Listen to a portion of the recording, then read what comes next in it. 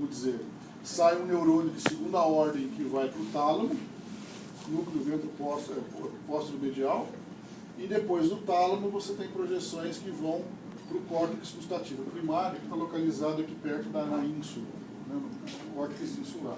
Quando essa informação chega no córtex, você sente, opa, estou sentindo um gostinho, tá bom? Então essa é a via ascendente da sensibilidade gustativa. Se vocês lembrarem da neuroanatomia, tem várias áreas corticais que são especificamente voltadas ou para determinadas modalidades. Por exemplo, o córtex occipital, todo ele é visual. Né? O córtex, o giro pós-central, todo ele sonestésico. E onde é que está o córtex gustativo? Ele está aqui, ó, enfiado dentro do sulco temporal. Né? Se você agora afastar os lobos, o lobo temporal aqui do lobo frontal, você vai ver aqui o córtex gustativo, né? Localizado lá dentro, soterrado dentro do sulco temporal. Ok? Olfação.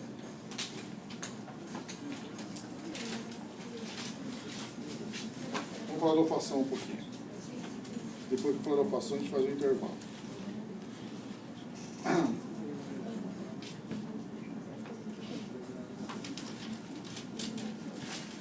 Antes da olfação, faltou uma coisa muito importante no slide que eu esqueci. Eu sempre esqueço de colocar esse slide. Tem que lembrar dele quando eu vejo a olfação, daí eu lembro que eu esqueci de slide, que eu esqueci de colocar e só lembro quando eu vejo a olfação. Eu falei de gostos. Falei de gosto azedo, amargo, doce, salgado e humano. Qual que é a diferença entre gosto e sabor?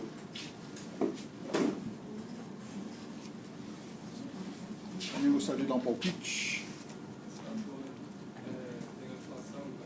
Muito bem, está no caminho. Sabor tem olfação junto.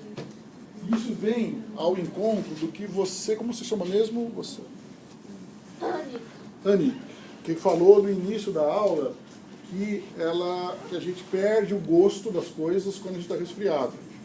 Na verdade, quando a gente está resfriado, o comprometimento principal do resfriado, por conta da secreção na mucosa nasal, é uma perda, primariamente, do que? Uma diminuição, não uma perda, mas da sensibilidade olfativa. E aí você vai comer e falar, mas não tem o mesmo gosto. Não tem... Por quê? Porque você não está, diminuiu nesse caso, isso é legal. Quando a gente está resfriado, não tem nenhum comprometimento da gustação. A gustação está exatamente do mesmo jeito, inalterada como estava antes. Então por que você fala, não, mas eu sinto uma diferença no sabor dos alimentos? Sim, você sente. E essa sensação é porque você está deixando de ter plenamente, não a sensibilidade gustativa, mas a sensibilidade olfativa. Por que você está? E por que você perdeu parcialmente a olfação? Porque você tem agora uma mucosa mais espessa, com secreção. Então é claro que isso atrapalha a transdução olfativa, como nós vamos ver daqui a pouco. Até quando a gente vai olhar para a olfação.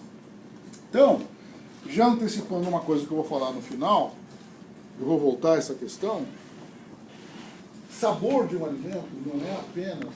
Sabor não é gosto. Os gostos são esses gostos fundamentais que a gente viu. Os 5.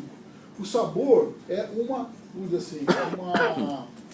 combinação de gostos, que pode ser uma combinação de um gosto com outro, de 2, ou de 3, ou de 4. Quando você coloca uma coisa na boca, todo mundo sabe aqui, todo mundo que já cozinhou, que gosta de cozinhar, sabe que, sei lá, às vezes você faz um macarrão, você usa um molho pronto, é salgado, mas como ele é muito ácido, você vai lá e põe o quê? Um pouco de uma colher de açúcar naquele molho, para quebrar aquela acidez.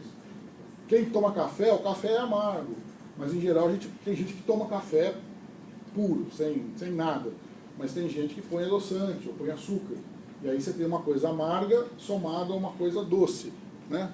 Ou seja, a maioria dos alimentos que a gente come, principalmente se você está comendo uma comida que fica uma mistura de coisas, né? Ele vai ter coisas que têm diferentes, vão contribuir de maneira diferente para ativar cada gosto. Então o gosto que você está sentindo, primeiro, pensando só em gustação, um sabor vem da combinação de gostos. Que às vezes tem uma coisa que tem mais sal ou menos sal, ou mais açúcar ou menos açúcar, e ao mesmo tempo você tem alguma coisa ácida ali. Então você pode ter uma comida que está ativando todo mundo. Você imagina um prato de comida ali que tem sal, você pôs no molho, você pôs açúcar para dar uma quebrada, porque era uma coisa ácida, e ao mesmo tempo você tem alguma coisa, sei lá, você põe um gelozinho junto e tem um amargo, tá certo? E joga glutamato, joga Hinomoto para dar aquela, né? Resultado, você está ativando todo mundo ali. Só que essa ativação está sendo feita de maneira, numa dada proporção. Eventualmente amanhã você vai comer a mesma coisa e não vai estar exatamente naquela mesma combinação. Todos estão ali, mas numa proporção diferente. Você vai sentir um gosto diferente, um sabor diferente. Então a primeira coisa que contribui para o sabor é a combinação dos gostos. Além disso, você tem outras modalidades sensoriais que podem contribuir para o sabor. E a primeira que nos vem à cabeça, e está correta a sua resposta, é a olfação. Porque quando você coloca uma coisa na boca, em geral uma comida quente, né, que tem vapor ali, aquela coisa, aquela comida vai, aquele vapor ou aquele ambiente vai ser também percebido pela mucosa olfativa, já que a cavidade oral se comunica com a cavidade nasal. E aí você não só está sentindo o gosto dos alimentos, mas você está sentindo o cheiro. E agora essa combinação vai mais uma vez contribuir para você ter o sabor completo daquilo. E sem explorar, eu vou falar mais quando eu terminar a olfação, a gente explora isso. Alguém gostaria de dar de sugerir mais alguma modalidade sensorial que pode contribuir para o sabor de um alimento, além da gustação e da olfação? Temperatura, muitíssimo bem. E a temperatura faz parte de qual modalidade? A temperatura é uma submodalidade de qual modalidade? Tato, ou melhor dizendo, o tato também é uma submodalidade de quem? Somestesia. Somestesia é a modalidade. E se a gente, por essa dica, né, será que só a temperatura contribui da somestesia para o sabor? Alguém falou em tato. Tato não vai ser, obviamente, com a mão, mas vai ser com o quê? Com a língua e com a cavidade oral, com a orofaringe, tá certo? O tato, você pode estar comendo uma coisa, você pode colocar uma coisa na boca que tem textura. Por exemplo, uma coisa é colocar uma colherada de gelatina na boca. Você vai sentir né? Outra coisa é colocar uma colherada de arroz doce. Tenta imaginar a diferença entre uma colherada de gelatina e uma colherada de arroz doce. Tá certo? Deu para perceber a diferença? Se você vai comer gelatina, o que você não quer sentir? Se disseram que você vai comer só gelatina, você não quer sentir nenhum grãozinho ali no meio. Agora, se você vai comer arroz doce, tudo bem, você está esperando aquele grãozinho. Então, isso daí isso é tato, isso daí é discriminação tátil da sua mucosa orofaríngea. Então eu vou deixar a questão do sabor para completar daqui a pouquinho, quando a gente tiver tido olfação. Mas vamos pensando em quais outras modalidades podem contribuir para o sabor. Fala. Olha só, você já foi longe demais, mas você está correto. A visão também faz parte. E faz tão parte que a gente sabe de culinárias mundiais, em que gastronomia, em que o sabor, entre aspas, começa onde? Na apresentação do prato. Na culinária francesa era típico isso, né? Você come pouco, você come coisas bonitas em pequenas quantidades, tá certo? Mas até aquela coisa, põe aquela coisinha, joga um negocinho em volta do prato, faz umas florzinhas, daí você vai, que lindo, né? Então, imagina que você vai comer uma coisa muito gostosa, mas o cara chega, pega aquela concha, aquela gororoba e põe no teu prato, como se fosse na fila da prisão, né? Ou do CPO, do bodejão, né?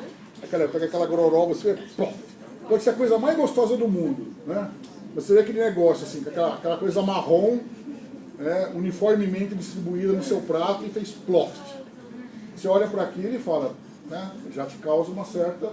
Ou seja, a visão, olha que legal, embora seja uma sensibilidade distante, né? Não está localizada na cavidade oral, mas contribui sim para o sabor no limite psicológico, vamos chamar assim, ou cognitivo, melhor dizendo, da degustação de uma comida. Muito bem. Vou voltar ao sabor daqui a pouquinho. Então vamos falar de olfação primeiro. E olfação, para quem já viu a gustação como a gente viu agora, a olfação é um pulinho. Porque olha só, primeira coisa, está numa cavidade? Está numa cavidade. Só que agora não é na cavidade orofaríngea, é na cavidade nasal. pela qual a gente respira. Olha que útil isso, né? Você respira, quando você respira, esse ar passa pelas cavidades nasais e já é filtrado até de certas impurezas, e ao mesmo tempo ele já é analisado quimicamente. Então nada mais eficiente do que isso, né? E aqui tem um negócio interessante. A gente tem uma placa chamada de placa crivosa, que crivo é, né? Crivo é buraco, né? E aí, esses crivos, por que é crivosa, né? Porque, ou cribiforme, porque ela é furada. E a furada justamente assim, é um osso, né? Que é na verdade é o teto da nossa cavidade nasal. Ela é furada porque por dentro dela, olha só o que passa. Olha só que bacana. Aumentando aqui esse osso, né, que é o teto da cavidade nasal, a gente vê que isso aqui é mucosa nasal. Certo? E na mucosa nasal, junto com células de sustentação, nós temos células olfativas. E o que são células olfativas? Olha só que legal, são neurônios. Essa é a modalidade sensorial em que os neurônios estão mais expostos ao ambiente. Não tem, talvez, uma modalidade sensorial em que você tem tal exposição do neurônio. Porque nesse caso, ao contrário da gustação, na gustação você tinha uma célula receptora e uma fibra aferente. E eles faziam sinapses, lembra? A célula receptora jogava o neurotransmissor em cima da fibra aferente. Aqui no caso, o receptor, que funciona como receptor, são os cílios desse neurônio. E o neurônio, que aqui está o corpo celular, a fibra aferente sai dele. Então aqui nesse caso, a mesma célula, o mesmo neurônio, né, tem de um lado a parte receptora, que são os seus cílios, e do outro lado tem a fibra aferente. Então a fibra aferente e a parte receptora fazem parte da mesma célula, que é o neurônio olfativo. E que está bastante exposto, está localizado na mucosa olfativa. Certo? Então se você respirar uma coisa muito tóxica ou, sei lá, alguma coisa muito entrar na sua mucosa nasal, ele vai lá e vai agir diretamente quando você lava a mucosa nasal. Você pode fazer isso, até é recomendado, vocês sabem disso. Você põe uma bisnaguinha até absurdo fisiológico aquecido na temperatura do corpo, 37 graus, e aí você joga numa narina, né? E ele vai entrar e vai sair pela narina e vai lavar os seios da face e a sua... Aliás, fazer isso é uma coisa muito, muito boa para evitar, quando você está resfriado, até mesmo quem não está resfriado devia fazer isso, mas se está resfriado, faça isso. Tem umas bisnaguinhas próprias para isso, porque você evita de você acumular secreção ali e predispor, por exemplo, a uma infecção maior, uma sinusite, tá certo?